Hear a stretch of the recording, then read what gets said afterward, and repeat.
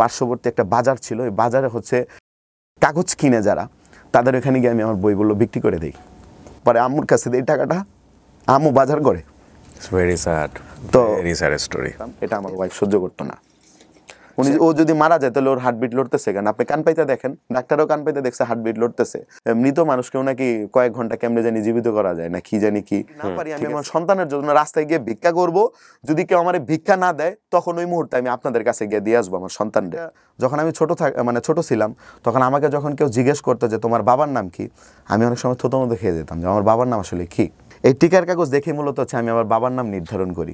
মা কেন শেখায় নাই আপনাকে, বলে নাই কেন? আমার মা বলে না, আমি জিজ্ঞেসও করি নাই। আসসালামু আলাইকুম প্রিয় দর্শক এবং শ্রোতা, আল্লাহ আমাদের মঙ্গল করুন সেই দোয়া এবং শুভকামনা জানিয়ে শুরু করছি লাইফের একটি এপিসোড। প্রথমে নামটা একটু বলতে হবে নিজের মুখে। আসসালামু আলাইকুম ভাইজান, আমার নাম হচ্ছে হৃদয় হাসান। হৃদয় হাসান। তো হৃদয়, বয়স কত এখন?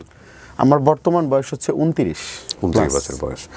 আমরা একটু শুনি যেখান থেকে বলার আছে আপনার। যখন বয়স আমার 3-4 বছর তখন থেকে মোটামুটি মেমোরি আছে, বাট আমার নানু এবং আম্মুর কাছ থেকে যেটা শুনেছি, আমার জন্মটা হয় হচ্ছে আপনার ধানমন্ডি জিগাতলায়, ওইখানে আমার জন্ম হয়। আমার বয়স যখন হচ্ছে 2 মাস, জি, তখন আমার যিনি বাবা আছেন ওনার নাম হচ্ছে মতিউর রহমান। তো উনি হচ্ছে আরেকটা বিয়ে করার পর ওই মাকে নিয়ে আসেন, মানে আমার সৎমা যিনি, আমাদের বাসাতে নিয়ে আসার পর এক পর্যায়ে আমার মা রাগ করে আমাকে নিয়ে গ্রামে চলে গিয়েছিল, আমার নানু বাড়ি যেটা। ওকে। তো আমার নানু বাড়ি হচ্ছে শেরপুর জেলার নকলা থানার, এটা হচ্ছে পাঠাকাটা গ্রামের নাম। এখান থেকে আমি আর কি ছোট থেকে আর কি বড় হই, তখন আমার বয়স 2 মাস। তো এর মধ্যে হচ্ছে আমার বাবা নাকি আমাকে নেওয়ার জন্য 2বার গ্রামে গেছিল, বাট আমার আম্মু হচ্ছে দেয়নি। যখন আমার বয়স হচ্ছে 1.5 বছর, তখন আমার মা আমাকে গ্রামে রেখে সে আবার ঢাকায় চলে আসে কাজের জন্য। আমার বয়স যখন 4 বছর, তখন আবার ঢাকায় নিয়ে আসে। আমার খালারা যখন হচ্ছে গ্রামে বেড়াইতে যাইতো, মানে নানু বাড়িতে, বাজার করে নিয়ে আসতো, দেখা গেছে ডিমের তরকারি রান্না করতো, ওই ডিমের তরকারি দিয়ে হচ্ছে ডিম দিয়ে তারা ভাত খেত, আর আমাকে হচ্ছে শুধুমাত্র আলু দিত, মানে ডিমটা আমাকে দিত না। তো আমি ওইটা দিয়ে মানে খাইতাম। আর হচ্ছে সবচেয়ে বড় কথা, আমি কখনো মানে আশেপাশের কোনো বাসা থেকে যদি আমাকে কিছু খাইতে বলতো, আমি কখনো খাইতাম না। নিজের ঘরে যদি আমার নানু বাড়িতে যদি না রানতো, তাহলে হচ্ছে আমি খাইতাম না। আমার মা যখন হচ্ছে দেখতেছে যে আমি অনেক শুকিয়ে যাচ্ছি, তারপর আমার হচ্ছে শীতকালের সময় হচ্ছে আমার ঠোঁট ফেটে গেছে, অনেক করুণ অবস্থা, তখন হচ্ছে আমার মা ঢাকায় আমাকে নিয়ে আসে। তো একজন লোককে বলাই দিছে, আমার মা বলছে যে উনি তোমার বাবা। আচ্ছা। তো যখন এটা বলছে, তো আমিও ওনাকে বাবা মনে করছি যে হ্যাঁ উনি আমার বাবা। আমার মা আমাকে একটা সরকারি স্কুলে ভর্তি করায় দেয়। আমরা তখন থাকতাম হচ্ছে মেরুলবাড্ডাতে, 5 পর্যন্ত এখানে লেখাপড়া করি। হৃদয়, তখন আপনার মা কি করতেন? তখন আমার মা বাসায় ছিলেন। আর যাকে বাবাকে পরিচয় করে দিলেন, উনি ওনাকে বিয়ে করেছেন? হ্যাঁ, উনি ওনাকে বিয়ে করেছেন এবং উনি একজন সরকারি চাকরিজীবী ছিলেন। এবং উনি হচ্ছে ওনার আগেরও একটা ফ্যামিলি আছে। তো এখানে হচ্ছে ওনার 2টা মেয়ে এবং একটা ছেলে। কারণে অকারণে আমার সৎ বাবা অনেক মারধর করতো আমাকে। আমি যদি কোনো অন্যায় না করতাম তাও মারতো, আবার যদি কোনো অন্যায় করতাম তাও মারতো। আমাকে অনেক সময় অনেক পড়া ধরতো, যেগুলো আমি পারতাম না। বেত দিয়ে মেরে পুরো শরীরে হচ্ছে মানে দাগ বসায় দিত। আর আমার ওই বাবা হচ্ছে সবসময় আমাদের বাসায় থাকতো না, যেহেতু ওনার আরেকটা ফ্যামিলি আছে। আর ওই ছোটবেলা থেকে যত ঈদ আসতো, আমাদের এমন দিন গেছে যে ঈদের মধ্যে আমরা কোনো জামা কাপড় কিনতে পারিনি। তো এরপর হচ্ছে যখন আমি ক্লাস 4-এর পর যখন আমি 5-এ উঠি, এখান থেকে হচ্ছে আমার সৎ বাবা যিনি ছিলেন, তো আমি ওনার নামটা বলতে চাচ্ছি না, তো উনি হচ্ছে গিয়ে সংসারে খোঁজ খবর নেওয়া একটু কমায় দিছে। তারপর হচ্ছে সংসারে যে একটা খরচ থাকে, খরচটা দেওয়া বন্ধ করে দিছে। তো এর মধ্যে আমি স্কুলের পাশাপাশি যেটা করলাম সেটা হচ্ছে স্কুলেও পড়ি, পাশাপাশি হচ্ছে বাসায় এসে ওই যে ডাবলি, বুট, ছোলা এগুলো কিনে আমাদের বাসার সামনে একটা টেবিল নিয়ে বসে এখানে এগুলো বিক্রি করতাম। চটপটি বলে এটাকে, চটপটি ফুচকা। আইডিয়াটা আপনাকে কে দিল? এটা আমি ওই যে পার্শ্ববর্তী অনেকের, মানে আমি যে স্কুলে পড়তাম, আমার স্কুলের সামনে হচ্ছে একটা মামা ফুচকা বিক্রি করতো, চটপটি বিক্রি করতো, ওইখান থেকে আসলে দেখে আর কি। আপনি নিজেই? হ্যাঁ, নিজে। তারপর আমার আম্মু হচ্ছে শুধু বুটটা হচ্ছে সিদ্ধ করে দিত। মানে মাও সাপোর্ট করেছে? হ্যাঁ, কিছু টাকা বিক্রি হইতো, আমাদের টুকটাক ভাবে সংসার চলতো। তো এরপর হচ্ছে আমার ক্লাস 6-এ ভর্তি হওয়া লাগবে, ওইখানে আমাকে ক্লাস 6-এ ভর্তি করে 3 মাসের মতো আর কি লেখাপড়া করি। ওই 3 মাসের আসলে যেই একটা বেতন দিতে হয়, যেহেতু আমি এর আগে সরকারি স্কুলে পড়ছি, এখানে কোনো বেতন দেওয়া লাগতো না, বাট এখানে বেতন দেওয়া লাগতেছে। এখন এই বেতনটা হচ্ছে আমার পক্ষে দেওয়া সম্ভব হচ্ছে না, আমার আম্মু দিতে পারতেছে না, কারণ আমার সৎ বাবা যিনি আছে উনিও খরচটা দিচ্ছে না আমাদের। ভাত খাচ্ছি, ঠিক আছে, আমি ভাত খাইতেছি, মা আমাকে ভাত খাওয়াই দিতেছে, মানে পাতিলার ভাত নাই। যখন আমার মা আমাকে ভাত খাওয়াই দিত, আমি সবসময় হচ্ছে ওই পাতিলটার দিকে লক্ষ্য করতাম যে আসলে পাতিলে কি ভাত আছে কিনা। তো দেখতাম পাতিলে ভাত নাই, পাতিলে ভাত নাই। পরে হচ্ছে গিয়ে যে মা যেই ভাতগুলো আমাকে খাওয়াই দেওয়ার জন্য নিছিল, ওই ভাতগুলো আমরা দুজনে খাইতাম। বেতন দিতে পারিনি। ওই কলেজটার হচ্ছে যিনি মানে প্রতিষ্ঠাতা, উনি হচ্ছে বেতনগুলো কালেক্ট করতো সবার। তো যখন আমার কাছে আসছে বেতন নেওয়ার জন্য, আমি তো বেতন দিতে পারি নাই। তো যেহেতু আমি অনেক ছোট, তো আমার আম্মুর বলছে যে তোমার মাকে হচ্ছে ডাইকা নিয়ে আসবা। তো এখন আমি যে মাকে ডাইকা নিয়ে আসবো, আমার মা তো বেতন দিতে পারবে না, কারণ মার কাছে বেতন নেই, কারণ সংসারই চলতেছে না আমাদের, বেতন দিবে কোত্থেকে। এক পর্যায়ে আমার সাথে অনেক মানে তারা অনেক মিসবিহেভ করে, রাগারাগি করে যে বেতন দিবা না, পড়তে আসছো কেন, এটা সেটা। তো এগুলো শোনার পর যেহেতু আমি ক্লাস 6-এর বইগুলো আমার কেনা হয়েছিল, তো এরপর হচ্ছে আমি স্কুল থেকে চলে আসি, বের হয়ে স্কুলের ব্যাগ নিয়ে চলে আসি। আইসা আমি ওই স্কুলের যেই বইগুলো ছিল আমার, ওই বইগুলো হচ্ছে আমাদের পার্শ্ববর্তী একটা বাজার ছিল, ওই বাজারে হচ্ছে কাগজ কিনে যারা, তাদের ওখানে গিয়ে আমি আমার বইগুলো বিক্রি করে দিই। বইগুলো বিক্রি করে দিই, নিয়ে ওই টাকা নিয়ে আমি বাসায় চলে যাই। পরে আম্মুর কাছে দিই টাকাটা, আম্মু বাজার করে। ভেরি স্যাড, তো ভেরি স্যাড স্টোরি।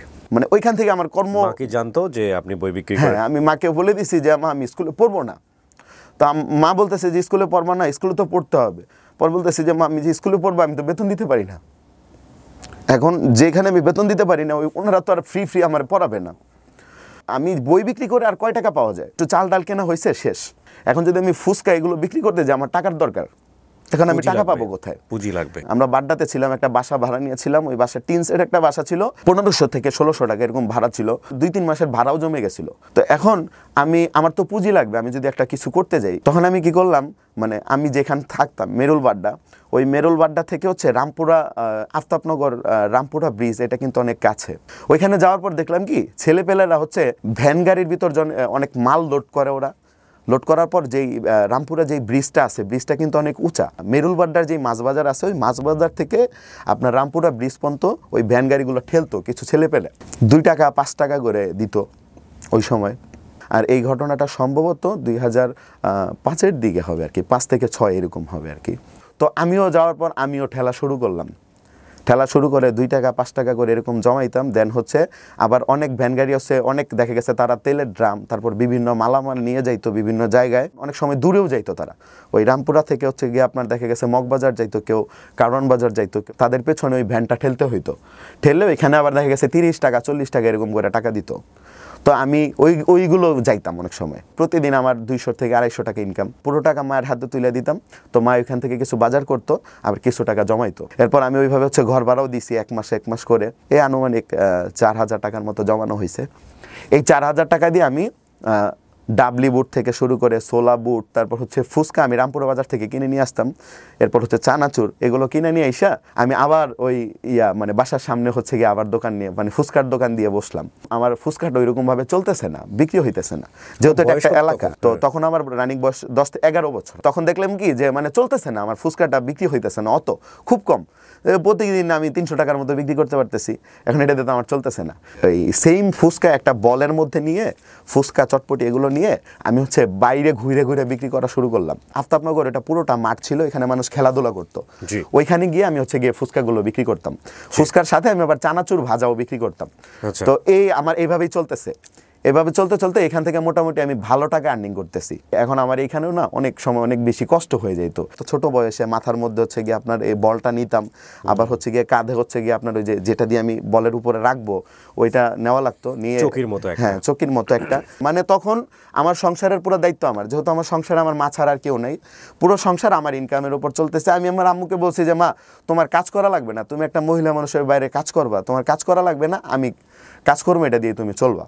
একটা সময় দেখি আমার কাছে অনেক মানে খারাপ লাগে বিষয়গুলো। আমাদের এলাকার মধ্যে মেরুলবাড্ডাতে একটা মোবাইল ফ্যাক্সিলোডের দোকানে হচ্ছে আমি কাজ নেই যে ওনাদের ফ্যাক্সিলোডের যে যাবতীয় কাজগুলো আছে, মানে মোবাইলে টাকা রিচার্জ করা, এগুলো মানে এইটাই কাজ, এটা ছাড়া বেশি কাজ নেই। কিন্তু বেতন ছিল খুব কম, ওই কাজটা আবার ছেড়ে দিলাম। আগের পেশা যেটা ছিল ওইটাতে চলে গেছে, ফুচকা চটপটে বিক্রি। হ্যাঁ, যখন আমার বয়স হচ্ছে 14-14 মতো এরকম, মানে বাড্ডার ওইদিকে তখন 2500 টাকা বাসা ভাড়া, একই বাসা 2500 টাকা ভাড়া, 3000 টাকা হয়ে যাচ্ছে, মানে সামনে হইতে পারে। তো এই মুহূর্তে মারে বললাম যে মা এত টাকা বাসা ভাড়া দিতে আমরা থাকতে পারবো না, সম্ভব না। তখন মা হচ্ছে যেটা করলো, আমার খালারা থাকতো হচ্ছে কি আপনার নারায়ণগঞ্জের মধ্যে পড়ছে আর কি, ফতুল্লা থানার মধ্যে, মানে আমার বাসা টাসা সব শিফট করে নিয়ে আমরা খালামণির বাসার ওইদিকে চলে গেলাম। ওইদিকে বাসা ভাড়া খুব কম। এক সপ্তাহ পরে গিয়ে একটা সাপার মেলে কাজ নিয়েছি। সাপার মেলের কাজটা হচ্ছে ডাইং কাটিং বলে এটাকে, মানে শাড়ি যে কাপড়গুলো আমাদের মা বোনেরা পরে, ওই কাপড়গুলো হচ্ছে আমাদের শুধু ছিঁড়তে হইতো। আচ্ছা, ছিঁড়ে ছিঁড়ে এক একটা পিস করতে হইতো, ওই পিসগুলো করে একটা গাঁঠি করে আমরা রেখে দিতাম। ওইখানে আমার স্যালারি ধরছে হচ্ছে 4,000 টাকা, ওভার টাইম করলে 5-6 হাজার টাকা পাওয়া যাবে। করতে করতে করতে করতে কী করলাম, পার্শ্ববর্তী আরেক জায়গায় হচ্ছে হাউজিংয়ের কাজ আছে, ওইখানে কাজটা হচ্ছে একটা শাড়ি যখন হচ্ছে মানে প্রিন্ট করা হয়, কাপড় লাগানো হয় বা রং করা হয়, রং করার পর এটাকে ওয়াশ করতে হয়, ওই ওয়াশটাই হাউজিংয়ে করে। তো ওই হাউজিংয়ে কাজ করলাম। হাউজিংয়ে কাজটা করতে হয় কি, ওই পানির মধ্যে নেমে, ওইখানে হচ্ছে কেমিক্যালের পানিগুলো থাকে, রঙগুলো থাকে, পানির মধ্যে নেমে হচ্ছে কাপড়গুলো কাচতে হয়, কাপড় কাচতে হয়, ওটাতে স্যালারি ভালো, 8,000 টাকা বেতন। তো আমি 3 মাস ডাইং কাটিংয়ের কাজ করে 4,000 টাকা বেতনের কাজ করে আমি 8,000 টাকা বেতনের কাজে ঢুকে গেলাম। ওভার টাইম নিয়ে আমার হচ্ছে টোটাল 9,000 টাকার মতো, 9,000-10,000 টাকা আমি পাইতাম। তো পাইতে পাইতে হচ্ছে এই তো আমার সংসার ভালোভাবেই চলতেছে। 9-10 হাজার টাকা যেহেতু আমি ইনকাম করি, আমার তার কোনো সমস্যা হচ্ছে না। তো এইখানে সাপার মেলে কাজ করতে গেলে একটা প্রবলেম হয় কি, মানে পা পইচা যাইতো কেমিক্যালের পানিতে। আমি বলতে চাচ্ছিলাম যে কেমিক্যালের পানিতে পা পইচা যাইতো, পানিতে কেমিক্যালটা মিশাইটা যদি আপনারা চোখে দেখেন একবার, কি কাপড় যে আমরা পরি। ওকে, যাই হোক, বলেন। তো কেমিক্যালের পানিতে আমার পা পচে যাইতো, মানে পায়ে ঘাও হয়ে যেত। ভাইয়া আমাকে হচ্ছে মানে অফিস থেকে, মানে যেখানে কারখানায় কাজ করি, ওনারা মলমের জন্য টাকা দিত, 50 টাকা করে মলমের টাকা দিত। আমি মলমটা পায়ে লাগাইতাম না, ওই মলমের টাকাও আমি সংসারের কাজে লাগাইতাম, ঠিক আছে। তো মানে যখন আমি কাজ সাইরা রাত্রে যখন আমি বাসায় যাই, আমাদের রাস্তাটা ছিল ওয়াশারের একটা রাস্তা ছিল, আর সাপার মেলটা ছিল শ্যামপুরে। তো আমি যাইতে অনেক কষ্ট হইতো আমার, মানে হাঁটতে পারতাম না আমি। তো এরকম করতে করতে আমার পায়ের বুড়া যেই নখগুলো আছে, 2টা নখ কিন্তু পড়ে গেছে। ওহো, 2টা নখ নাই, পড়ে গেছে। নতুন করে যেগুলো নখ হয়েছে ওগুলো আসলে হওয়ার মতো না, মানে বাঁকাতারা করে হয়ে গেছে। একটা সময় ঈদ আসলো, আর সাবার মেলের নিয়ম হচ্ছে ঈদ যদি আসে, ধরেন আমার বেতন যদি 12,000 টাকা থাকে, তাহলে আমি 6,000 টাকা করে আমি বোনাস পাবো। রোজার ঈদে 6,000 টাকা বোনাস, কুরবানি ঈদে 6,000 টাকা বোনাস, যা বেতন তার অর্ধেক বোনাস প্রত্যেকটা ঈদে। তো ঈদ আসলো, ঈদ আসার আগে চাঁদ রাতের আগ পর্যন্ত আমরা কাজ করলাম। সন্ধ্যার পর যখন আমাদের, মানে চাঁদ রাতের আগের দিন যখন আমাদের বেতন দিল, বেতন দেওয়ার পর এখন আমি টাকাটা নিয়ে যখন আমি ওয়াশার দিয়ে আসবো, ওয়াশার দিয়ে আসার সময় আমি শুনলাম যে ওইখানে নাকি কিছু ছেলে পেলে দাঁড়ায় রয়েছে, মানুষের কাছ থেকে টাকা পয়সা নিয়ে যেতেছে। এখন আমার যাওয়ার রাস্তায় একটাই, এটা ছাড়া আর কোনো গতি নেই, এখন আমার যাইতেও হবে। আমি 2 ঘন্টার মতো বসে রয়েছি, এরপর আমার সাহসে কুলাইতেছে না, আমি যাবো না না যাবো, কী করবো আমি বুঝতে পারতেছি না। তখন বাইজে গেছে রাত্রের 11টা, এখন আমি বাসায় যাইতে পারতেছি না, আমি মানুষ একাই। তখন আমার বয়স হচ্ছে 16 বছর। মুদি দোকানে গেলাম, গুঁড়ামরিচ আছে না, গুঁড়ামরিচের প্যাকেট কিনলাম, 1 প্যাকেট গুঁড়ামরিচ কিনলাম, কিনা 50 গ্রামের। উপর থেকে প্যাকেটটা ছিঁড়ে ফেললাম, ছিঁড়ে আমি ওই গুঁড়ামরিচটা পকেটে, মানে খুইলা রাখছি, খুইলা পকেটে ঢুকে রাখছি। এক পকেটে, আরেক পকেটে হচ্ছে আমার বেতনের টাকা, হাতে একটা টিফিন ব্যাগ স্টিলের। তো আমি আল্লাহর নাম করে আমি হাঁটা শুরু করছি, ঠিক আছে। তো হাঁটা শুরু করছি, ওইখানে একটা আনসার ক্যাম্প ছিল, ওই আনসার ক্যাম্পের সামনে যাওয়ার পরে আমাকে 3 থেকে 4 জন ছেলে পেলে ধরে ফেলেছে যে কোথায় কাজ করো, কোথায়? আমি বলছি সাবার মেলে। বেতন বোনাস পাইছো না? জি ভাই পাইছি। চুপচাপ যা আছে দিয়া দাও, বেতন বোনাস যেটা পাইছো দিয়া দে, যদি না দেস তাহলে কিন্তু ছুরি দেখাইছিল আর কি, ঠিক আছে। তো এটা দেখানোর পরে আমি বলতেছি যে হ্যাঁ ভাইয়া আমি দিতেছি বলে আমি কি করছি হচ্ছে গিয়ে যে গুঁড়ামরিচ প্যাকেটটা আমি মানে এইখান থেকে হাত দিয়ে বের করছি, বের করে আমার চোখটা এইভাবে ধরে আমি এভাবে মানে ছিটা মারছি গুঁড়ামরিচগুলা। আমার হাতে কিছু লাগছিল আর ওদের চোখে লাগছে ডিরেক্টলি গিয়া। চোখে লাগার কারণে ওরা তো ও মা ও বাবা করে চিকুর দিতেছে। পরে চিকুর দেওয়ার কারণে ওই আপনার আনসার ক্যাম্প থেকে বিভিন্ন মানুষ দৌড়ে আসছে। 2 জন মানুষ ওরা দৌড়ে চলে গেছে, আর 2 জন মানুষ ইনস্ট্যান্ট ছিল, চোখ নিয়ে ডলাডলি করতেছে আর কান্নাকাটি করতেছে। তো আনসারের লোকজন আসার পরে যখন জিজ্ঞেস করছে, আমি বলছি যে ভাই ওনারা ছিনতাইকারী, আমার বেতনের টাকা নিয়ে যেতে চাইছে, এর জন্য আমি ওদের চোখে মরিচ মারছি। তো এটা বলার পরে হচ্ছে আনসারগুলো আইসা নগদ এদেরকে ধরে ফেলাইছে। তো ধরার আগ পর্যন্ত যেটা হয়েছে, আমি গুঁড়ামরিচগুলো মাইরে, আমার হাতে টিফিন বাটি ছিল, টিফিন বাটি দিয়ে আমি শরীরের ভিতরে ওদের বাড়ি মারছি। মানে ওরা যখন আমার হচ্ছে খামচি দিতে আসছে, আমি হচ্ছে টিফিন বাটি দিয়ে ওদের বাড়ি মারছি। বাড়ি মারার পরে আনসাররা যখন আসছে, আনসাররা আসার পরে আনসার 2টারে পাইছে, 2টারে গাছের সাথে বাঁধছে। গাছের সাথে বাঁধার পরে এরা হচ্ছে মানে একটা আমাদের ওইদিকে একটা মানে গ্রুপ ছিল, খুব খারাপ উনি, ঠিক আছে, উনি খুব খারাপ, ওনার লোকজন আর কি, ওকে, ঠিক আছে। তখন ওরা হচ্ছে গিয়ে যে ওদের আনসারের হাতে যে বন্দুকগুলো থাকে যে আপনার কাঠের, ওইটা দিয়ে মাথায় এইভাবে ধরে ওর এই বাইরে এসে আর কি, যে এগুলা করো হেন তেন আবি যাবি, ঠিক আছে। ওরা বাইরে এসে বেড়ানোর পরে আমার কইতাছে ছোট ভাই তুমি চলে যাও। পরে আমি চলে আসছি। চলে আসার পরে পরবর্তীতে আমি আসার পর যখন আমি কিছু পরিচিত মানুষজনের বলছি, বলার পর ওরা বললো যে তুই কাজটা করছিস কি, তুই আর কোনো দিন কাজে যাইস না ওই রোড দিয়ে কাজে গেলে তোর বিপদ আছে। এখন মনের মধ্যে একটা আতঙ্ক, আমি গিয়ে কেমনে কাজ করবো, আমার তো মেয়েরা ফেলাবে, আর আমার মা ছাড়া তো আমার কেউ নেই, আর আমি ছাড়া আমার মায়ের কেউ নেই। তখন আমি সাবার মেলে, ঈদের পর থেকে আমি সাবার মেলে কাজ করা বন্ধ করে দিলাম। তো এরপর হচ্ছে আমাদের এলাকাতে একটা ফার্নিচারের দোকানে কাজ করা স্টার্ট করলাম। আমি নিজে হচ্ছে গিয়ে আপনার শোকেস থেকে শুরু করে ওয়ার্ডরোব এগুলো নিজে বানাইতে পারি, শুধুমাত্র আপনার নকশা ছাড়া। আচ্ছা, এই 4 মাসের ভিতরে আমি কাজ শিখে ফেলছি টোটাল। তো কাজ শিখার পরে একটা প্রবলেম হইতো কি, করাত দিয়ে যখন কাটতে হইতো উপর হইয়া, তো তখন আমার মাজাতে ধরে ফেলতো, মানে ওইটা আমি নিতে পারতাম না। মাজাতে মানে অনেকক্ষণ লাগে হচ্ছে কাটতে হইতো করাত দিয়ে। তো মাজাতে যখন আমি নিতে পারতাম না, তখন হচ্ছে ভাবলাম যে এই কাজটার ছাইরা আমার অন্য কোনো কাজ করতে হবে। তখন আমি একটা বিস্কিট কোম্পানির ভ্যান ড্রাইভার হিসেবে কাজ করলাম, মানে ড্রাইভার যেটাকে বলে। একটা কাভার ভ্যান ছিল, ওই কাভার ভ্যানের আমি চালাইতাম।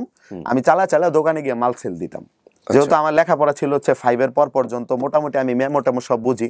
এছাড়া অর্ডার কাটতো, আমি ডেলিভারি দিতাম। তো এরপর আমি একটা তেল কোম্পানিতে চাকরি করি, মানে তেল কোম্পানির ডিলারের আন্ডারে হচ্ছে কাজ করি। আমি ডিলারের আন্ডারে কাজ করি। ওইখানে হচ্ছে গিয়ে আমার কাজটা ছিল ভ্যান গাড়ি চালানো। আর দেখা গেছে হচ্ছে গিয়ে আপনার এক একটা তেলের কার্টনে হচ্ছে আপনার যদি 5 লিটার তেল থাকে তাহলে 20 লিটার হয়, এরকম দেখা গেছে 25 থেকে 30টা কার্টন মাল থাকে এক একটা ভ্যান গাড়ির মধ্যে। ওই মালগুলো নিয়ে আমরা হচ্ছে গিয়ে বিভিন্ন জায়গায় গিয়ে হচ্ছে আমি নিয়ে যাইতাম। আর আমার আরেকটা লোক ছিল, উনি হচ্ছে দোকানে দিয়ে টাকা নিত। এর মধ্যে যেটা হইলো সেটা হচ্ছে মানে ওইখানে আমার একটা মেয়ে অনেক পছন্দ করতো। তখন আমার বয়স কিন্তু খুব কম, 18 বছর। রাইট। তো একটা মেয়ে আমার পছন্দ করতো, বলতে হচ্ছে কি, ওই মেয়েটা আমাকে যখন আমি রাস্তা দিয়ে যাইতাম, তো আমার বলতো যে আপনার নাম কি, হ্যান তেন এটা সেটা। তো আমি কথা কইতাম না, পাত্তা দিতাম না। আমি আমার মতো কাজে মনোযোগ দিতাম। ওই আমরা পয়লা বৈশাখে একটু ঘুরতে গেছিলাম, আমরা কিছু বন্ধু বান্ধব মিলা। তো হচ্ছে ওই মেয়েটার সাথে তখন হচ্ছে পয়লা বৈশাখের এখানে দেখা হইলো। তো একটু হাই হ্যালো কথাবার্তা বললে আমরা চলে আসলাম, এই পর্যন্তই শেষ। তো এরপর ওর বাসাটা হচ্ছে গিয়ে, আমরা যে বাসায় ভাড়া থাকতাম, আমাদের পাশের বাসায় ওরা ভাড়া থাকতো, মানে মাঝখানে একটা দেয়াল খালি, আর কোনো ব্যবধান নেই। তো এখন একটা সময় দেখলাম কি প্রচুর মানে ওর কান্নাকাটির শব্দ দেখলাম। মানে ওর কান্নাকাটির শব্দটা হচ্ছে ওর মা বাবা হচ্ছে ওরা জোর করে বিয়ে দিয়ে দিবে, এরকম কারণ। এখন যে ছেলেটারে বিয়ে দিবে ওই ছেলেটার ও পছন্দ করে না, তো এটার জন্য কান্নাকাটি।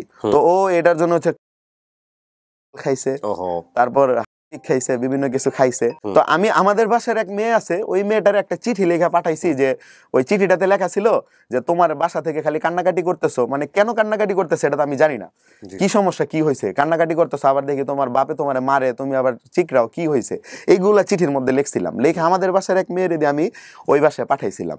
তো পাঠানোর পরে যেটা হয়েছে, ওই মেয়েটা আবার আমার আম্মুর কাছে গিয়ে বলছে যে আমি নাকি লাভ লেটার পাঠাইছি।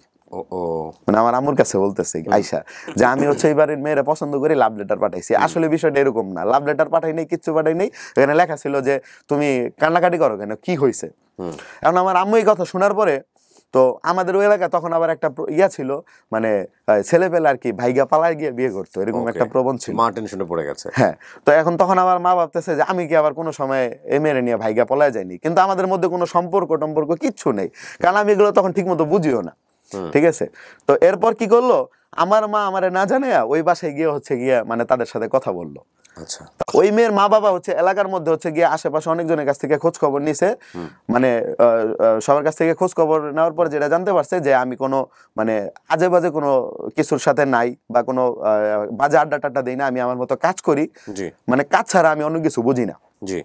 এটা করার পর হচ্ছে গিয়ে তখন ইনস্ট্যান্ট হচ্ছে গিয়ে কি করলো, তখন আমার মা আমারে বলতেছে আয়শা যে আমি তো ওই মেয়ের লগে তোর বিয়ে ঠিক করছি। ওকে, ঠিক আছে, তখন আমার বয়স 19 বছর।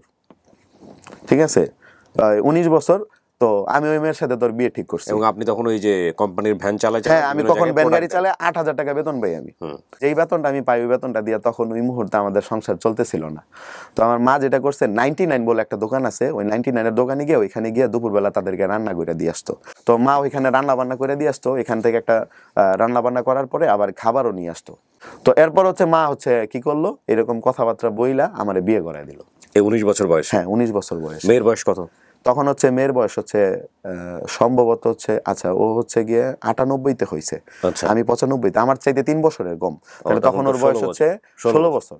ওকে, তো তখন ওই মেয়ের বয়স 16 বছর, আমার বয়স হচ্ছে 19 বছর।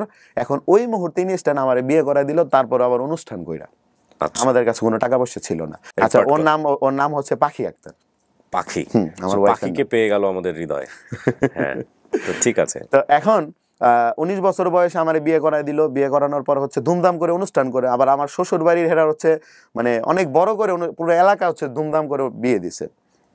তো এখন আমার এখান থেকে মানে ওনারা ধুমধাম করে বিয়ে দিবে, এখন আমার এখান থেকে যদি অনুষ্ঠান না করে বিষয়টা কেমন দেখায়।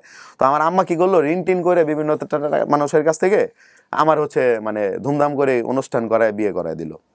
তো বিয়ে করানোর পরে এখন কি হয়েছে, মানে আমার ওয়াইফটা মানে এরকম টাইপের হয়েছে, সে সংসার লাইফ কি কোনো কিছুই বুঝে না, ঠিক আছে। মানে তারা নিয়ে আমার বহুত অনেক মানে ভোগান্তিতে পড়ে গেছি। ভোগান্তিটা এরকম ছিল, মানে আমাদের পাশের বাসায় ওদের বাসা।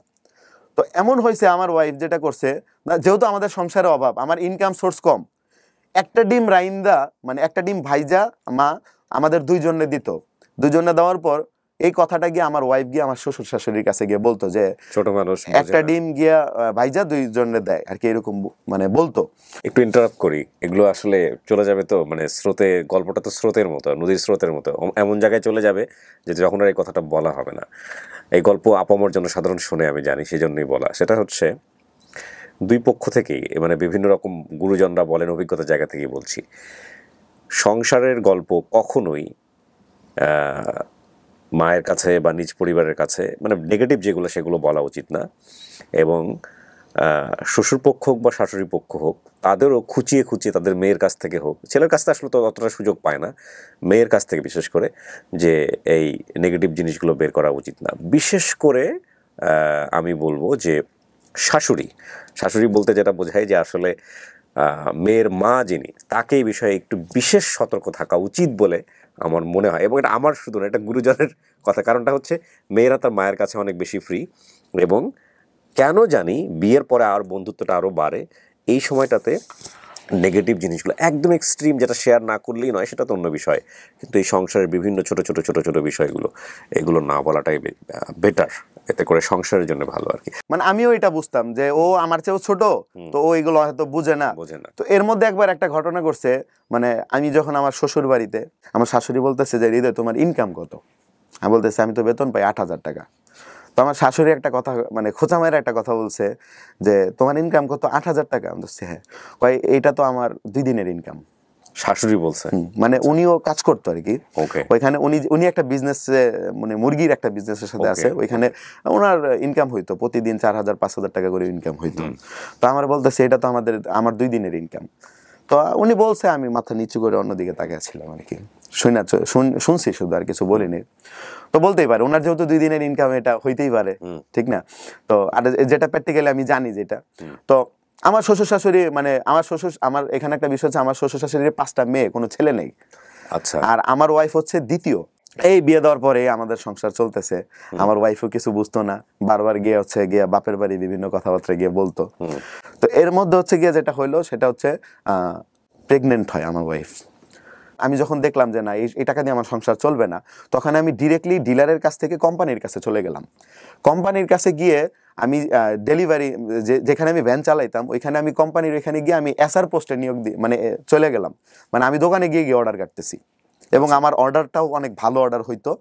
তো আমি অর্ডারের কাজে গেছি, ডেলিভারির কাজে নরসিংদী গেছি। আমাদের পিকআপ ভ্যান দিয়ে, কোম্পানির পিকআপ ছিল, টাটা গাড়ি, ওই গাড়ি দিয়ে ডেলিভারি দিতে গেছি। তো এর মধ্যে আমার ওয়াইফের ব্যথা উঠছে। আচ্ছা, ঠিক আছে, মানে আমার বাসাতেই আস্তে আস্তে আমার ওয়াইফের আমার শ্বশুর শাশুড়ি তাদের বাসায় নিয়ে আসছে। এখন আমি আসার পর যেটা হয়েছে, আমার ওয়াইফকে তারা মেডিকেলে নিতে দেয়নি। ওহো, এখন এইটা শুধুমাত্র বাচ্চা, হ্যাঁ, বিয়ের কতদিন পরে? এটা গিয়ে মানে বছর পরে, আমাদের বিয়ের 3 মাস পরে ও গিয়ে আপনার ওরা আসলে সংসারটাও একেবারে আনপ্ল্যান্ড যেটাকে বলে। ঠিক আছে, আমার শ্বশুর শাশুড়ি সিজার করাতে দিবে না। এর মধ্যে আরেকটা বিষয় হচ্ছে, আমার ওয়াইফটা এরকম ছিল ছোট থেকে, মানে আমার বিয়ের পর থেকে যেটা দেখে আসছি, খাওয়া দাওয়া ঠিক মতো করতো না। তো বাচ্চা পেটে থাকা অবস্থায় এরকম কাজ করছে, ঠিক মতো খায় নেই, না খাওয়ার কারণে বাচ্চা পেটের মধ্যে বড় হয়ে গেছে। এখন যেহেতু পেটের মধ্যে বড় হয়ে গেছে, আর ওর বয়স যেহেতু অল্প, সিজার ছাড়া এটা পসিবল না কোনোভাবে। এখন ওনারা যেটা করছে, সিজার করতে দেয়নি। আমার শাশুড়ির একটা কথা হলো যে আমার মেয়েটা যদি আমি সিজার করেন আমার মেয়ে পঙ্গু হয়ে যাবে। তখন মানে মোট কথা মেডিকেলে নিতে দেয়নি। বাসার মধ্যে দায় মহিলা দিয়ে ট্রাই করানো হয়েছে, ব্যথার সুই একটার জায়গায় 3টা দেওয়া হয়েছে। ঠিক আছে, তো এখন মানে আমি তো গেটের সামনে দাঁড়ায় আমার কান্না করা ছাড়া আর কোনো গতি নেই। আমি বাইরে সিএনজি দাঁড়া করে রাখছি যে আমি মেডিকেলে নিয়ে যাবো, কিন্তু আমার মেডিকেলে কেউ নিতে দিচ্ছে না। ইভেন আমার মাও পরে যখন আসছে, আমার মাও যখন ছিল আমার মারেও বলছি, মাও কোনো কথা গুরুত্ব দেয় না। মানে মোট কথা হচ্ছে আমার মা এবং শাশুড়ি সবার গাফলতি ছিল এখানে, যে তারা বাসাতেই ট্রাই করবে, এখন মেডিকেলে নিতে দিবে না।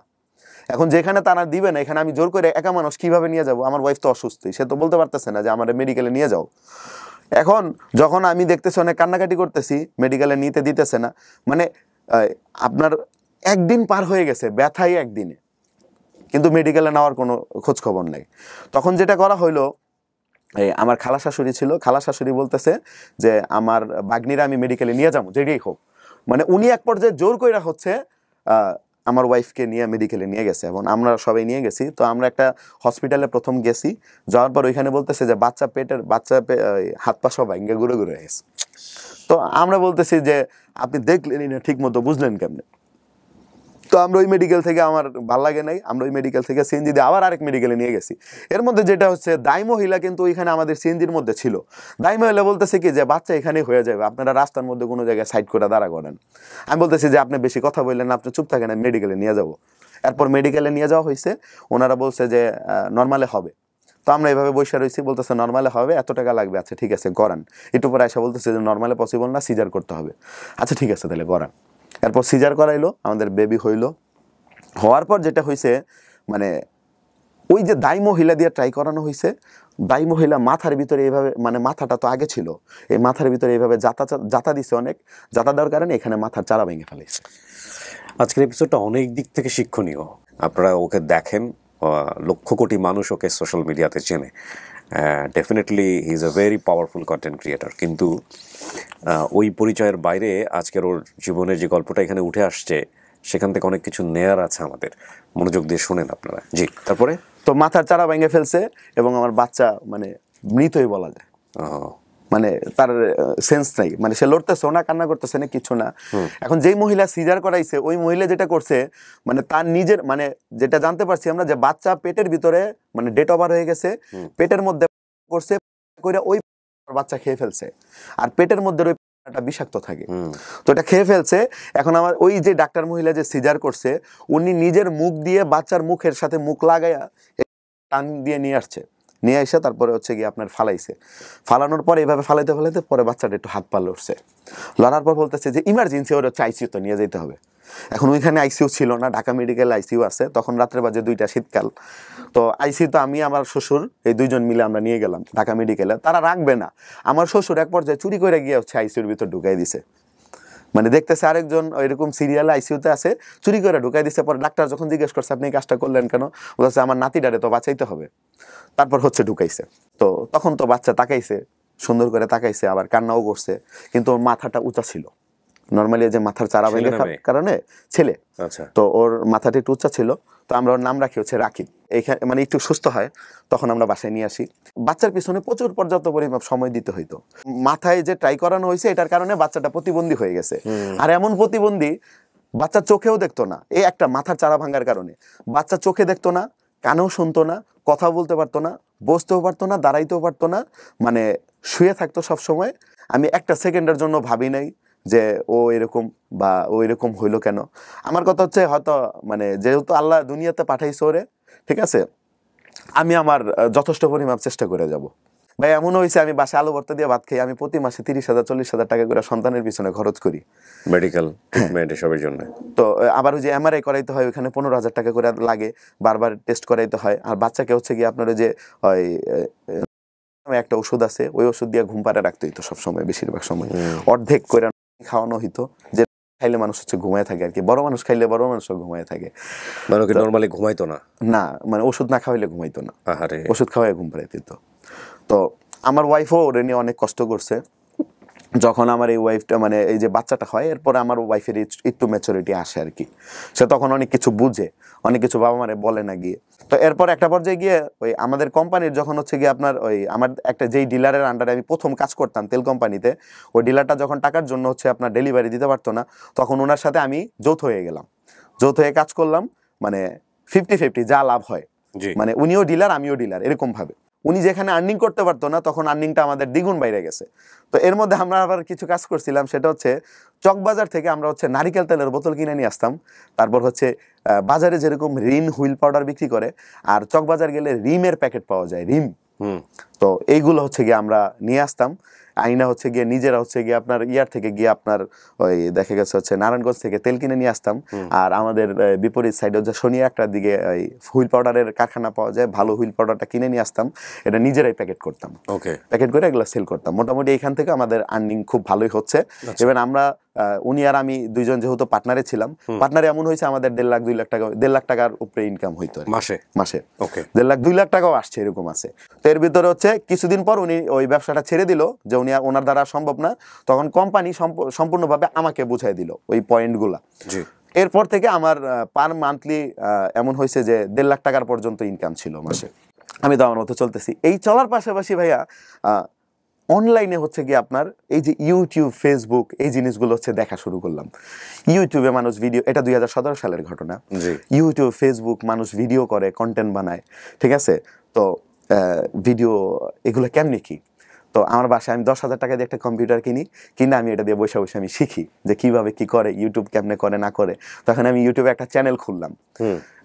আমি চ্যানেলটা হচ্ছে খোলার পরে এরপর হচ্ছে ওই চ্যানেলটাতে হচ্ছে গিয়ে মানে আমরা বাসায় থেকেই দেখা গেছে নিজেরা ফাইজলামি করে কিছু কিছু ভিডিও করতাম। দেখা গেছে ছাদে গিয়ে, যেমন আমার প্রথম মানে আমি ইউটিউবে যে প্রথম ভিডিও বানাইছি এটা হচ্ছে ভয়ঙ্কর ভূতের গল্প, মানে ভূতের নাটক বানাইছি। কত সালে এটা? এটা 2017 সালে। শালি ছিল, তারপর হচ্ছে আমার ওয়াইফের বড় বোনের একটা ছেলে ছিল, এদেরকে ভূত বানাইছি মানে মেকআপ করে। এখন আমি তো এডিটিং পারি না, কিচ্ছু পারি না। তো আমার একটা ফোন ছিল হচ্ছে লাভা একটা ফোন ছিল, ওই ফোন দিয়ে আমি হচ্ছে গিয়ে পজ করে করে আমি একটা শর্ট ফিল্ম বানাইছি। করার পর ওইগুলো তো কোনো ভিউজ নাই, কিচ্ছু নেই। আমি মার্কেটিং এ কাজও করতেছি, ওইখান থেকে আমার ভালো ইনকামও হইতেছে। তো এই আস্তে আস্তে না এটার প্রতি একটা ভূত জায়গা যায় মানে মাথার মধ্যে। ক্যামেরা কিনলাম, টোটাল 1 লাখ টাকা খরচ করলাম ক্যামেরার পেছনে। এই ক্যামেরা নিয়ে বিভিন্ন জায়গায় মানে কাজও করতাম, কাজের ফাঁকে যখন সময় পেতাম বিভিন্ন জায়গায় ঘোরাঘুরি করে অনেক ভিডিও টিডিও বানাইতাম, ফানি ভিডিও, নাটকের মতো। আমরা ফ্রেন্ড মিলে বিভিন্ন নাটক টাটক বানাইতাম, ফানি ভিডিও বানাইতাম, আপলোড করতাম। ভিউ আসতো হচ্ছে 20টা 30টা 50টা, নিজেরা দেখেই ভিউ করতাম। আমি যখন হচ্ছে ইউটিউবে কাজ করা স্টার্ট করি তখন ইউটিউবের কোনো শর্ত ছিল না, শুধুমাত্র 10,000 ভিউজ হইলেই আপনার ইউটিউব চ্যানেলে মনিটাইজেশন দিয়ে দেয়। তো আমারও দিয়ে দিছিল। আমার মনিটাইজ দেওয়ার পর আমি 18 পর্যন্ত কোনো ইনকাম করতে পারিনি, আমার কোনো ভিডিও ভিউজই আসেনি।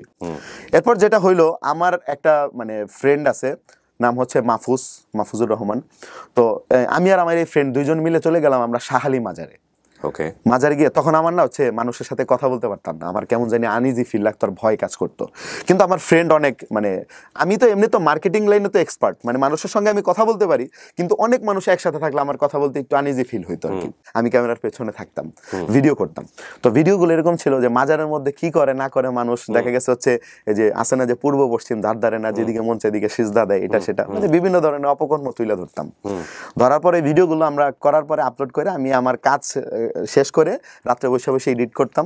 তখন হচ্ছে গিয়ে আপনার ওই যে আমার কম্পিউটার থেকে আমাকে একজন হচ্ছে ফিল্মোরা ইনস্টল করে দেয়, দেন ওটা দিয়ে আমি এডিট করে আমি ভিডিওটা আপলোড করি। এইভাবে আমি টানা অনেক দিন ভিডিও আপলোড করি, প্রায় 3 থেকে 4 মাসের মতো এরকম। মানে এই যে আমি দিনের বেলা যে হচ্ছে গিয়ে আমি মার্কেটিং এ কাজ করতেছি, আবার দেখা গেছে বৃহস্পতিবার করে হচ্ছে মাজারে চলে যেতাম। বৃহস্পতিবার সন্ধ্যার পরে মাজারটা হচ্ছে গিয়ে আপনার জমজমাট হয়, যাইতাম, তারপর বিভিন্ন জায়গায় ঘোরাঘুরি করে ভিডিও করতাম। এটা আমার ওয়াইফ সহ্য করতো না। সে একটা সময় হচ্ছে মানে এটা নিয়ে আমার সংসার অনেক আমি কোনো মেয়ে নিয়ে কোনো ভিডিও টিডিও বানাইনি ওই মুহূর্তে, জাস্ট এইগুলোই মানে ঘুরে গেড়ে হচ্ছে যখন যারা পাইতাম তখন ভিডিও করতাম।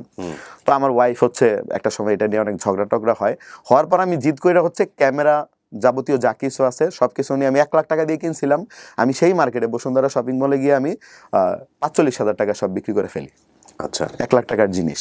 আমি বাসায় আসছি, বাসায় আসার পরে বলতেছি ক্যামেরা বিক্রি করে ফেলছি, আর ইউটিউব করবো না, ভিডিও বানাবো না। আর আমি কষ্ট করে ভিডিও বানাইছি, আমার কোনো ভিডিও ভিউজ আসে না, তাহলে আমি কেন বানাবো? আমার চ্যানেলে তখন সাবস্ক্রাইবার হচ্ছে গিয়ে যে 1000+, এরকম 1000+ হয়ে নিজেরাই বিভিন্ন জনের গিয়া সাবস্ক্রাইব করাইছি যে ভাই একটু মোবাইলটা দেন, সাবস্ক্রাইব করে দেই, ঠিক আছে। তো এখন আমি হচ্ছে গিয়ে যে আমি এই চ্যানেলের ভিতরে আর ঢুকবোই না, কিছুই করবো না। আমি জিমেল থেকে লগ আউট মেরা তারপর হচ্ছে আমি আমার কাজে ব্যস্ত, কারণ এখানে আমি কাজ করলে আমি ইনস্ট্যান্ট লাখখানিক টাকা ইনকাম করতে পারতেছি তখন, তাহলে তো আমার দরকার নেই এখানে কাজ করার। যখন আমি ক্যামেরা সেল করে দিলাম, এর 20 থেকে 25 দিন পর আমার আরেকটা শুভাকাঙ্ক্ষী মানে উনিও কন্টেন্ট ক্রিয়েটর, উনি হচ্ছে এই সেক্টরে আছে, ওনারও মানে চ্যানেল আছে আমার মতোই ছোট আর কি, ঠিক আছে।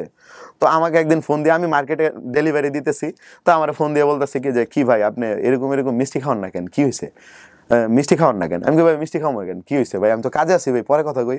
কারণ না ভাই কি এর পরে কথা কইবেন যে আপনি এরকম হয়ে গেল, কেমনে কি করলেন ভাই, কি আমি কেমনে কি মানে কি করছি, কি হয়েছে? বলছে ভাই আপনার ইউটিউবে এই অবস্থা কেমনে হইলো, কি হয়েছে ভাই? আপনার ইউটিউবে সাবস্ক্রাইবার 15,000 হয়ে গেছে, প্লাস আপনার একটা ভিডিও দেখলাম 1 মিলিয়ন ভিউস, আর একটা দেখি 6 লাখ ভিউস, আর একটা দেখি 3 লাখ ভিউস। ওনার নাম ছিল আলামিন। তো আমি পরে বলতেছি যে পরে মজা করেন না, ভাল লাগে না এগুলা। তো বলতেছে যে হ ভাই সত্যি কথা কইতেছি। তখন আমার কাছে হচ্ছে ফোন ওইরকম ছিল না, নেটও ছিল না। তখন আমি যে দোকানে ডেলিভারি দিব, ওই পার্শ্ববর্তী দোকানে একটা হচ্ছে কম্পিউটার ছিল। আমি তখন ওইখানে চ্যানেলে সার্চ করে, আমার চ্যানেলটা সার্চ করে দেখি। আমাদের হচ্ছে কি, আমি যে প্রতিষ্ঠান, আমার যে মানে বিজনেসটা ছিল, ওই বিজনেসটার নাম দিয়েছিলাম আমি স্বপ্ন ছোঁয়া এন্টারপ্রাইজ, ঠিক আছে। এখন ওটার পাশাপাশি রেখে আমি স্বপ্ন ছোঁয়া টিভি দিয়ে আমি ইউটিউবটা খুলি আর কি।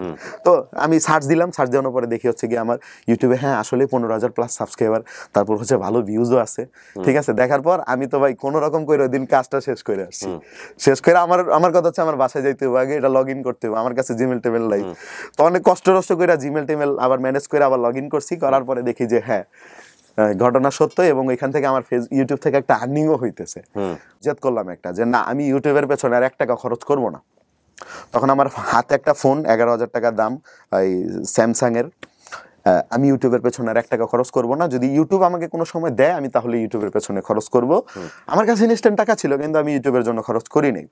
তখন আমি কি করলাম, যখন দেখি আমার ভিউজ হচ্ছে, ওইগুলা ভিউজ আসতেছে, তখন আমি কি করলাম, আমার ফোন দিয়ে আমি হচ্ছে বিভিন্ন জায়গায় গিয়ে ভিডিও করতাম। কারণ আমার ভিডিওগুলোর ধরন ছিল একটু ডিফারেন্ট বলতে কি, মানে আমি বাংলাদেশে একমাত্র মানুষ যে কিনা হচ্ছে একটা শ্রেণীর মানুষ আছে সমাজে অবহেলিত, যারা এটা হচ্ছে বাইদানি বলে তাদেরকে, তারা রাস্তাঘাটে হচ্ছে থাকে, তারপর হচ্ছে নৌকার মধ্যে থাকে, এদেরকে নিয়ে আমি প্রতিবেদন বানানো শুরু করি। তো আপলোড করলে এই ভিডিওগুলো ভাইরাল। আমার এমন হয়েছে পরবর্তীতে একদিনই ইউটিউবে 1 লাখ সাবস্ক্রাইবার আসছে। এরপর আমি একটা রিস্ক নিলাম লাইফে রিস্কটা নিলাম কি, ইনস্ট্যান্ট ওই মুহূর্তে কিন্তু আমি লাখখানেক টাকা ইনকাম করি। আমি একটা রিস্ক নিলাম, কারণ ওইখানে কাজ করলে আমার এই অনলাইন সেক্টরে আমি কাজ করতে পারবো না, 2 জায়গায় একসাথে সময় দেওয়া যায় না। তো আমি চিন্তা করলাম কি যে আমি 2 বছর এই অনলাইনের পেছনে কাজ করব। এই 2 বছর যদি আমি চলতে না পারি, তাহলে আমার প্রতি মাসে হচ্ছে যে টাকাটাই খরচ যাবে, কোনো না কোনো ভাবে আমি ম্যানেজ করে আমি নিতে পারবো। মার্কেটিং পেজটা ছাইড়া দিলাম। তখন যেটা হলো, আমার ইউটিউব থেকে প্রথম আমি 3 মাস পর আমি একটা ইনকাম পাই, 80,000 টাকা ইনকাম। Not bad. 80,000 টাকা ইনকাম পাই। আমি যেটা করছি, বিক্রয়.com থেকে 20,000 টাকা দিয়ে একটা ক্যাননের 700 একটা ক্যামেরা কিনি। তখন আমি এখানে আমার পার্শ্ববর্তী হচ্ছে, আমি আমার সাথে কাজের জন্য হানিফ নামে একটা ছেলেকে কাজে রাখি, ঠিক আছে। ওরে মাস শেষে একটা স্যালারি দিয়ে 10,000 টাকা বেতন ধরছিলাম আমি। আমার ওয়াইফ হচ্ছে আবার প্রেগনেন্ট হয়। তো এটার পর যখন ওর 5-6 মাস, তখন থেকে আমি বলে রাখি যে আমি এই সন্তানের সম্পূর্ণ বিষয়টা আমি দেখবো। শ্বশুর শাশুড়ি বলে রাখছি যে আপনাদের কোনো কথাবার্তা এখানে চলবে না। তো আমার বড় ছেলের বয়স যখন 4.5 বছর, তখনই আমার ছোট ছেলের জন্ম হয়। আমার আলহামদুলিল্লাহ ছোট ছেলে একদম সুস্থ ছিল, স্বাভাবিক ছিল। তো আমার শ্বশুর শাশুড়ি বলে রাখছি আপনার মেয়ে যদি দেখতে যাইতে মন চায় দেখতে যাবেন, কিন্তু কোনো কথা বলতে পারবেন না যে এমুকটা করুম না, এটা করুম না, সেটা করুম না, ঠিক আছে। আমি যেটা বলুম সেটাই। যেহেতু আমার ওই ছোট ছেলের বয়স 10 দিন, ওই বাচ্চাটাকে তো আমি নিয়ে রাখাটা তো আমার পক্ষে পসিবল না। আমি আমার বড় ছেলে নিয়ে আমি গলা ধরে আমি ঘুমাই রইছি। যেহেতু আমাদের বাসার খাটটা ছিল এরকম মানে পাথাইলা খাটে, আমরা শুয়ে রইছি। আমি তারপর হচ্ছে গিয়ে আমার বড় ছেলে আর আমার ওয়াইফ ছোট ছেলেরে নিয়ে হচ্ছে মানে ঘুমিয়ে আছে। ঘুমের মধ্যে হঠাৎ করে হচ্ছে আমার ওয়াইফ আমারে ডাক দিতেছে। ডাক দেওয়ার পরে মানে কাঁদতেছে সে, কি হয়েছে?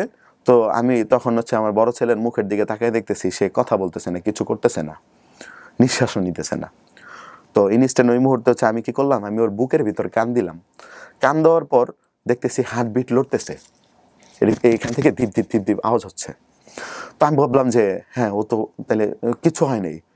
তো এরপর আমার শাশুড়িদের খবর দিলাম, শাশুড়িরাও আসলো। না এসে আমার শাশুড়ি কান্নাকাটি শুরু করে দিছে, মানে বাচ্চা মারা গেছে এরকম।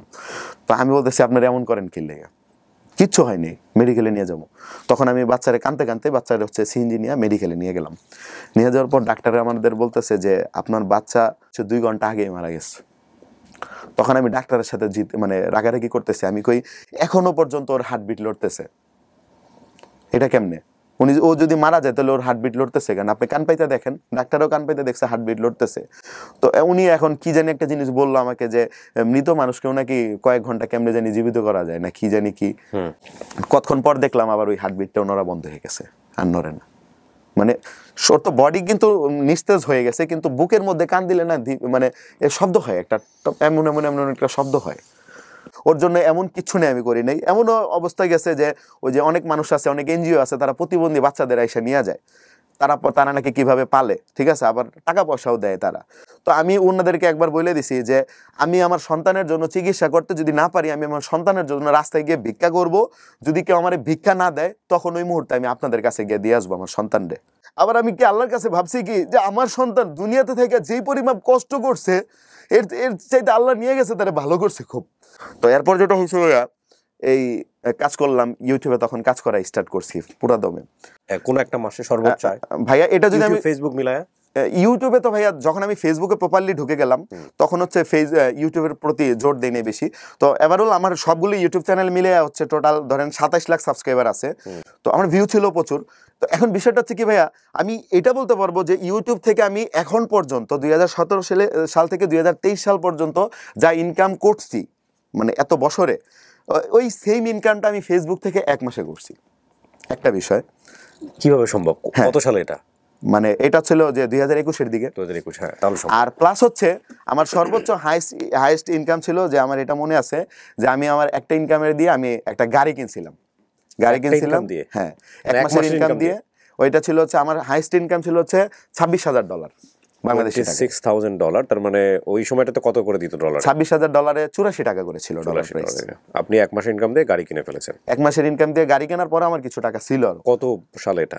এটা হচ্ছে গিয়া এই যে 2021-এর পরে আর কি। 21-এর পরে এই সময়টা, এটা এগ্রিড, এটা উনি যেটা বলছেন সেটার সাথে আমি একমত। হ্যাঁ, তখন আমি ইউটিউবের প্রতি হচ্ছে মানে জোরটা কমাই দিলাম যে ইউটিউব আমি দিব না। উনি যেটা বলছে সেটার ঘটনাটা আমি আপনাদেরকে একটু খুলে বলি, খুব ছোট করে বলি। আসলে এত ইন ডিটেইলে হয়তো অনেকে এই যে কন্টেন্ট ক্রিয়েটরদের আর্নিং নিয়ে, আপনারা এই যে কিছুদিন আগে ফুড আপের আয় নিয়ে আপনারা অনেক কথাবার্তা বলেছেন এবং বলতে পছন্দ করেন, কারণ আপনারা অনেক বেশি জানেন না এই বিষয়গুলো নিয়ে। যারা বলতে পছন্দ করেন ইন ডিটেইলি ঢোকেন না এই কারণে হয়তো বা। এই কন্টেন্টগুলো যারা আসলে পপুলার কন্টেন্ট বানায়, যেগুলোতে ভিউজ হয়, 2021 সালের যদি কন্টেন্টের গ্রাফগুলো আপনারা দেখেন, ওর এই বিশেষ করে স্বপ্ন ছোঁয়া বা হৃদয় হাসান যেসব পেজ থেকে এসছে, ওর এক একটা ভিডিওর ভিউজ যদি আপনারা দেখেন 10 মিলিয়ন, 15 মিলিয়ন, 20 মিলিয়ন, হ্যাঁ, এবং এগুলো ফেসবুক তখন অনেক টাকা দিত। ফেসবুক অনেক টাকা দিত এই কারণে যে ফেসবুক কন্টেন্ট মানে ক্রিয়েটর স্টুডিওটা নিয়ে এসেছিল যে ইউটিউবের কাস্টমার ধরার জন্য, মূল কথা হচ্ছে এটা, এবং খুবই কম্পিটিটিভ ছিল ওই সময়টাতে। এখন ফেসবুক ওই অবস্থায় নাই, ডেফিনেটলি নাই। তো তার মানে তো অবস্থা ততদিনে খুব ভালো হয়ে গেছে বলতে গেলে, আর্থিক অবস্থা। জি, তো এর মধ্যে যেটা হয়েছে, এই 26,000 যে বললাম আমি, সবসময় কিন্তু 26,000 ছিল না, সম্ভব না। ধরেন 1 মাসে 26,000 কামানোর পর পরবর্তী মাসে আমি ইনকাম করছি $3,000। না, এটার কারণ আছে। এটা হচ্ছে আপনার কন্টেন্ট আপনি সেরকম দিতে পারেন না, যে কন্টেন্টটা মিলিয়ন ভিউজ হবে, কারণ মিলিয়ন ভিউজ কন্টেন্ট তো আপনি সবসময় পাবেন না। না, বাট ফেসবুক থেকে আমি হচ্ছে যেই পরিমাপ হচ্ছে ভিউজ অর্জন করছি, এটা 2020 সাল থেকে 2023 সাল পর্যন্ত এই পরিমাপ ভিউজ বাংলাদেশে কোনো কন্টেন্ট ক্রিয়েটর করতে পারেনি। মানে বাংলাদেশের প্রেক্ষাপটে কেউই করতে পারেনি। ইভেন আমার প্রত্যেকটা ভিডিওতে ভিউজ ছিল হচ্ছে 15 মিলিয়ন থেকে 20 মিলিয়ন, 25 মিলিয়ন। মানে আমি কাজটাকেই প্রাধান্য দিতাম, ইনকাম আমার যেটাই আসুক। মানে এখন আমি ইনকাম দেখি না, পূর্বেও ইনকাম দেখতাম না ঠিক মতো। তবে আমি বাসা করতে হচ্ছে আমার প্রায় কোটি টাকার উপরে চলে গেছে। আবার জায়গা কিনতে হয়েছে, আলাদা জায়গা কিনতে প্রায় 35 লাখ টাকার মতো জায়গা কিনতে হয়েছিল। তো এখন আমার মানে আছে বলতে এগুলোই আছে একটা বিষয়। আর বর্তমানে অনলাইন সেক্টরটা একদম বাজে অবস্থা, এখানে এখন ইনকাম খুব কম, নাই বললেই চলে। এখন কিন্তু আমি আলহামদুলিল্লাহ মোটামুটি অনেকটাই ভালো আছি। ভাই আমি আজকে যে অবস্থানে আছি, হয়তো এই অবস্থানে আমি থাকতাম না, হয়তো আমার অবস্থানটা অন্যরকম হইতে পারতো। কিন্তু ভাই একটা বিষয় হচ্ছে কি, এই যে আমি শুরু থেকে যেই লেভেলের পরিশ্রমগুলো করে আসছি বা যে কাজগুলো করে আসছি, তো এটার মূল ফ্যাক্টটা ছিল হচ্ছে আমি আমার বাবাকে কখনো দেখতে পারিনি। যখন আমি ছোট ছিলাম, তখন আমাকে যখন কেউ জিজ্ঞেস করতো যে তোমার বাবার নাম কি, আমি অনেক সময় থতমত খেয়ে যেতাম যে আমার বাবার নাম আসলে কি। তো আমি আমার বাবার নাম নির্ধারণ করছি হচ্ছে গিয়ে আমার যেই এই যে এখানে আমি এই যে আমার এখানে যে একটা আছে, এটা হচ্ছে আমার টিকার কাগজ। মানে আমাকে যে টিকা দেওয়া হয়েছিল, এই টিকার কাগজ দেখে মূলত হচ্ছে আমি আমার বাবার নাম নির্ধারণ করি, এবং এই নামটাই আমি আমার ভোটার ন্যাশনাল আইডি কার্ড থেকে শুরু করে টু সব জায়গায় ব্যবহার করি। মা কেন শেখায় নাই আপনাকে, বলে নাই কেন? আমার মা বলে না, আমি জিজ্ঞেসও করি নাই। আমার মা তো ওই যে উনি যেই দ্বিতীয় যাকে বিয়ে করছিল, তো সেটাই তো পরিচয় দিছিল আমাকে ফার্স্ট অফ অল। প্রথম যে প্রথম বাবার কথা বলতেই চায় নাই আপনাকে? হ্যাঁ, প্রথম বাবার কথা উনিও বলতে চায় নাই, আর আমি ওনার কাছ থেকে তেমন জিজ্ঞেস করি নাই, থতমত খেয়ে যেতাম। বাট যখন আমি টিকার কাগজটা আমি যখন দেখছি, তখন থেকে বলতাম যে আমার বাবার নাম হচ্ছে মতিউর রহমান। যিনি জন্মদাতা তিনি জন্মদাতাই। আমার মা না হয় হচ্ছে আমাকে রাগ কইরা নিয়ে চলে গেছে আরেক জায়গায়। আমার বাবাও 2বার গেছিল, 2বার যাওয়ার পর হচ্ছে আমাকে দেয় নাই দেখে হচ্ছে তখন আর সেও দেখতে যায় নাই। এখন আমার মায়ের দিক থেকে যদি দেখি, আমি আমার মায়ের দিক থেকে আমার মা পারফেক্ট ছিল। কেন পারফেক্ট ছিল? আমার বাবা উনি হচ্ছে ধানমন্ডিতে, যেটা আমি আমার মায়ের কাছ থেকে জানতে পারছি, যে ধানমন্ডিতে কাঁচামালের ব্যবসা করতো উনি। আচ্ছা, ঠিক আছে। আর ওনার বাড়ি হচ্ছে বরিশাল, মানে আমার বাবার বাড়ি হচ্ছে বরিশাল। ঠিক আছে। তো বরিশাল আমি জায়গাটাও ঠিক মতো হচ্ছে বলতে পারবো না, আমি এখানে যে ফোনে লিখে রাখছি। তো ওনার হচ্ছে বাড়িটা হচ্ছে বরিশালে, আর উনি আমার আম্মুকে বিয়ে করছে হচ্ছে ধানমন্ডি জিগাতলাতেই। ওইখানে হচ্ছে একটা বাসা ভাড়া নিয়েছিল। থাকার পর যখন আমি যখন আমার বয়স যখন 2 মাস, তখন আরেকটা মহিলাকে যখন নিয়ে এসে আমার মায়ের সামনে বলছে যে ওনারা আমি বিয়ে করছি, তখন ওই মুহূর্তে আমার মা রাগ করে, স্বাভাবিক রাগ করাটা, যখন একটা হাজব্যান্ড দেখে যে সে আরেকটা বিয়ে করে নিয়ে আসছে আরেকটা ওয়াইফ, তো তখন ওইটা যেটা হচ্ছে আমার যিনি সৎমা, মানে আমার আপন বাবার যখন আরেকটা ওয়াইফ নিয়ে আসছে, যখন সেই মহিলাটা নাকি আমাকে নিয়ে অনেক ধরনের ছবি টবি তুলছে, এটা নাকি আমার মার ভালো লাগেনি। ইভেন আমাকে নাকি আমার দাদা দাদিরা হচ্ছে গ্রামে নিয়ে যেতে চাইছে। ঠিক আছে। তো আমার দাদা দাদিরা যখন নিয়ে যেতে চাইছে, তখন হচ্ছে আমার মা দেয় নেই, ভাবছে যে আমার সন্তান যদি হচ্ছে গিয়ে গ্রামে নিয়ে যদি মেরা ফেলায়। আপনার মার কাছ থেকে আমি শুনবো, আপনার মা আসছে এখানে, আপনার মার বক্তব্য শুনবো। হ্যাঁ, আপনি যেটা কন্টিনিউ করছিলেন, আপনার বাবার বাড়ির ঠিকানা আপনি জানেন? এটা হচ্ছে গিয়ে আম্মুর কাছ থেকে যেটা নেওয়ার আর কি নিছি আর কি। আচ্ছা, মূলত হচ্ছে আমার বাবার নাম হচ্ছে মতিউর রহমান। তো আমার বাবার যিনি বাবা, মানে আমার দাদা, ওনার নাম হচ্ছে হাবিবুর রহমান ফকির। তো ওনারা হচ্ছে 3 ভাই ছিলেন আমার বাবারা। 3 ভাইয়ের মধ্যে উনি হচ্ছে সবার বড়। আর ছোট ভাই যিনি আছে, মানে একবারে ছোট ভাই, ওনার নাম হচ্ছে বাদল ছিল। উনি নাকি আমার আম্মুর সাথে দেখা করছে। আর ওনার মেঝো ভাই যিনি ছিল, উনি দেখা করেনি কখনো।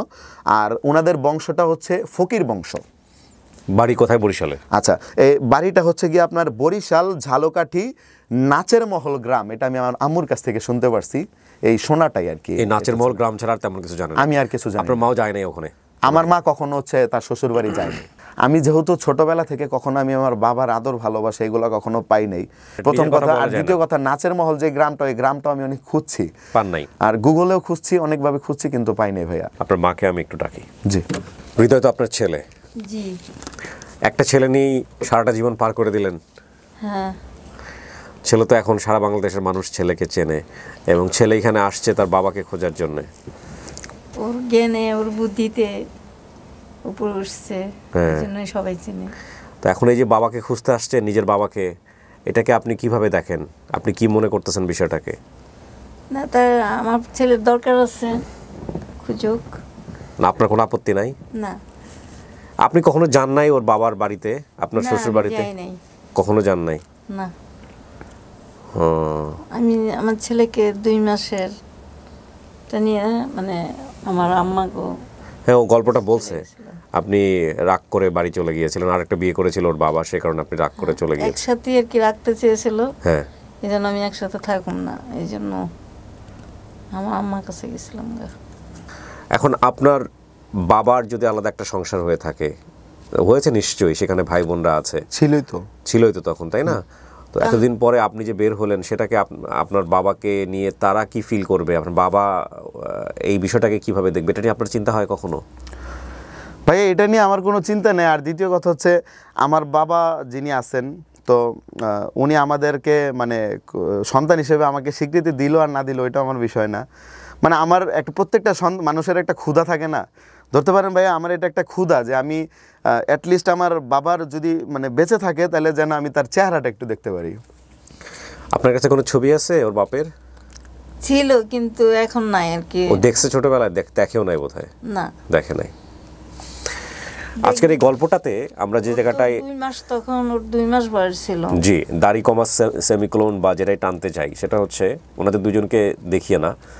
আমি আপনাদের এখানে অনেক দিন আগে একটা অনুষ্ঠান করেছিলাম, ঠিক অনেক দিন আগে বলবো না, এবং যেই আমার কর্মযজ্ঞের ইতিহাসে যেটা আমাকে সজ্ঞানে স্বেচ্ছায় ভিডিও দুটোকে হাইড করে দিতে হয়েছে। এত বেশি আলোচনা হচ্ছিল, সমালোচনা হচ্ছিল এখানে। আমি একজন ফুড ব্লগার এবং তার এক্স হাজব্যান্ডকে নিয়ে, আসলে এখানে আমার একটা মারাত্মক ভুলও ছিল, কারণ আমি যে ড্রাইভটা করছিলাম, সেই ড্রাইভটা আমি আসলে জানতাম না আসলে আমি কোন দিকে ফোকাস করতে চাচ্ছি, আমার ড্রাইভটা কীভাবে করা উচিত। ডেফিনেটলি তো নিজের ভুল স্বীকার করতে আমার কোনো সমস্যা নেই, আমি সবসময় বলি ভুল শুদ্ধ মিলিয়ে মানুষ, সুতরাং আমারও হাজারটা ভুল হয়। কিন্তু আমার উদ্দেশ্য ছিল যে ওই সন্তান যাদের ডিভোর্স হয়ে গেছে কিন্তু ওই সন্তান তো তার অধিকার আছে বাবা এবং মা দুই পক্ষেরই স্নেহ, ছায়া এবং ভালোবাসা নিয়ে বড় হওয়ার। এই অধিকার থেকে আমরা যেন আমাদের ক্ষমতা খাটিয়ে সেটা থেকে যেন কখনো বঞ্চিত না করি। আমার মূল ফোকাসটাই ছিল সেটা। বাংলাদেশের প্রেক্ষাপটে, বাংলাদেশের আইন আদালতের প্রেক্ষাপটে এবং সামাজিক প্রেক্ষাপটে এটা অত্যন্ত, এবং আমাদের মানসিকতার প্রেক্ষাপটে এটা অত্যন্ত খুব কঠিন একটা কাজ, আসলে মানা যায় না, সম্ভব না। কারণ ডিভোর্সটা তো আসলে আরামের জিনিস না, এটা তো আসলে খেলতে খেলতে হয় না, এবং এটা কেউ আরাম করেও এটা করে না। এটা নিঃসন্দেহে একটা সম্পর্ক খুবই জঘন্যতম একটা অবস্থায় চলে গেলে, যখন দুটো মানুষ একসাথে থাকা যায় না সেই রকম একটা অবস্থায় চলে গেলেই তখন মানুষ ডিভোর্সের কথা চিন্তা করে। এবং সেই ডিভোর্স হয়ে যাওয়ার পরে দুজন মানুষের প্রতি মিউচুয়াল রেসপেক্ট রাখাটা সন্তানের জন্য সেটা ভয়ঙ্করতম কঠিন একটা কাজ। যত কিছুই আপনি বলেন না কেন, আমরা যেহেতু খুব কঠিন একটা ইগো নিয়ে পৃথিবীতে এসেছি, প্রত্যেকটা মানুষের মধ্যে আছে, সেটাকে সাপ্রেস করে শুধুমাত্র সন্তানের জন্য দুজন ডিভোর্সের পরে হাসি মুখে ওকে ফাইন আমরা সন্তানদেরকে সময় দিচ্ছি, ইটস রিয়েলি ডিফিকাল্ট। কিন্তু আপনি যদি চিন্তা করেন যে আমার এই সন্তানটা তো বড় হবে, আমরা আমাদের ব্যক্তিগত সমস্যাগুলোর কারণে হোক, যেটার কারণেই হোক না, আমার এই সন্তানটা তো সারাটা জীবন সাপ্রেস হচ্ছে, আমার এই সন্তানটা তো সে তার মায়ের কাছ থেকে ভালো সাপোর্ট পেলো না বা বাবার কাছ থেকে ভালো সাপোর্ট পেলো না, সে কারণে সারাটা জীবন ধরে বঞ্চিত হলো, এটা তার মানসিকভাবে প্রচণ্ড ইফেক্ট তৈরি হলো। এই জায়গাগুলো যদি আমরা একটু চিন্তা করে একটু মানবিক হওয়ার চেষ্টা করি যে না, তার জীবনে বাবারও প্রয়োজন আছে, মায়েরও প্রয়োজন আছে, এবং এই জায়গাটাকে আমরা রেসপেক্টফুলি ডিল করার চেষ্টা করি, অন্তত দুই জায়গাটাকে ব্লক করার চেষ্টা না করি, তাহলে আমার মনে হয় আজকের এই গল্পটা থেকে আমাদের অনেক বড় একটা কিছু শেখার আছে। ও লাস্টে একটা কথা বলেছে, সেটা হচ্ছে যে আমার আসলে বাবার পরিচয়ও লাগবে না, আমার আসলে কিছুই লাগবে না, আমি স্বয়ংসম্পূর্ণ। ডেফিনেটলি ও স্বয়ংসম্পূর্ণ, ও কন্টেন্ট করে হোক বা ও রুটি রুজি জায়গা থেকে ও ডেফিনেটলি একটা মাইল ফলক জায়গা ছুঁয়েছে, যে ওর যে ক্ষুধাটুকু, যে আমি যার ঔরস্যে পৃথিবীতে এসেছি তার চেহারাটুকু আমার দেখার সুযোগ হয়নি, আমি শুধু তার চেহারাটুকু দেখতে চাই। এই ক্ষুধার যে শক্তি, সেই শক্তিটা যদি আমরা আজকের অনুষ্ঠানে বসে অনুভব করার চেষ্টা করি, এবং তার দ্বারা যদি দুটো মানুষেরও পরিবর্তন হয় আফটার ডিভোর্স, তাহলে আমি বলবো যে আজকের অনুষ্ঠানটা অনেকখানি সাকসেসফুল। হয়তো যদি কোনো না কোনোভাবে ধরেন আজকের এই প্রোগ্রামটা যদি তার কাছে পৌঁছায়ও, যেহেতু উনি আমার বাবা বা উনি যেহেতু আমাকে জন্ম দিয়েছে, ওনার কারণে আমি দুনিয়ার মুখ দেখছি, আমি আমার দায়িত্বটুকু শুধুমাত্র ওনার জন্য, যেহেতু উনি আমার বাবা, আমি ওনাকে চাই কি যে আমার দায়িত্বটুকু আমি পালন করার জন্য। আলহামদুলিল্লাহ। এখানে আমি একটা কথা বলে নিই, সেটা হচ্ছে বাবা দুবার এসেছিলেন আপনার মায়ের কাছে, উনি আপনাকে নিতে পারেন না, উনি আর কীভাবে দায়িত্ব পালন করবেন, এটাও কিন্তু একটা প্রশ্ন। যাই হোক, আমরা সেই মাপকাঠিতে যাব না। আপনি যে সুন্দর একটা কথা বলেছেন না, যে আমি আমার দায়িত্বটুকু আমার বাবার জন্য পালন করতে চাই, এই রেসপেক্টের জায়গা থেকেই আমরা আপনাকে খুঁজছি। এবং আপনি যদি মনে করেন যে না ঠিক আছে, আপনি আপনার সন্তানের পরিচয় দেবেন, আপনি ক্যামেরার সামনে আসতে না চাইলেও সমস্যা নাই, আপনি ওর সাথে যোগাযোগ করতে চাইলেও আমরা দরকার আনঅফিসিয়ালিও এটা মিট করিয়ে দেবো ইনশাআল্লাহ। সো প্রিয় দর্শক এবং শ্রোতা, চলেন আমরা সবাই মিলে একটু চেষ্টা করি। আজকের এপিসোডটা এখানেই শেষ হচ্ছে। সবাই অনেক ভালো থাকুন। আজকের মতো এই পর্যন্তই। আসসালামু আলাইকুম।